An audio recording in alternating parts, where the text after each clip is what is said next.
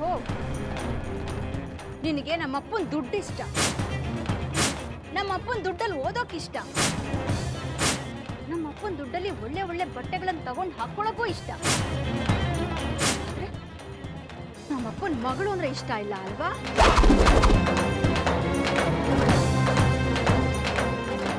ಮೀರಾ, ನಿಮ್ಮಪ್ಪ ಮಾಡಿರೋ ಸಹಾಯ ಋಣ ಇನ್ನೊಂದು ಜನ್ಮ ಎತ್ತು ಬಂದರೂ ತೀರ್ಸಕ್ಕಾಗಲ್ಲ. ಹಾಗಂತ ಋಣಕ್ಕೋಸ್ಕರ ನಿನ್ನ ಪ್ರೀತಿ ಮಾಡೋಕ್ಕೂ ಆಗಲ್ಲ.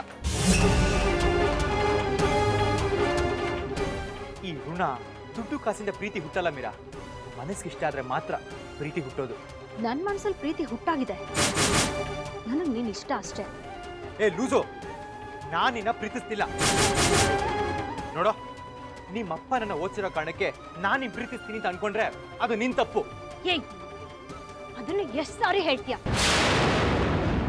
ಯಾರನ್ನ ಬೇಕಾದ್ರೂ ಪ್ರೀತಿ ಮಾಡ್ಕೊ, ಆದ್ರೆ ನನ್ನನ್ನೇ ಮದ್ವೆ ಮಾಡ್ಕೋಬೇಕು ಅಷ್ಟೇ. ಅದು ಮಾತ್ರ ಸಾಧ್ಯ ಇಲ್ಲ. ನೋಡು, ಒಂದು ನೀನೇ ನನ್ನನ್ನ ಇಷ್ಟಪಟ್ಟು ಮದುವೆ ಆಗ್ಬೇಕು, ಇನ್ನೊಂದು ನಿನಗಿಷ್ಟ ಇಲ್ಲ ಅಂದ್ರೂ ನನ್ನ ಬಲವಂತಕ್ಕೆ ನೀನು ನನ್ನನ್ನ ಮದುವೆ ಮಾಡ್ಕೋಬೇಕು.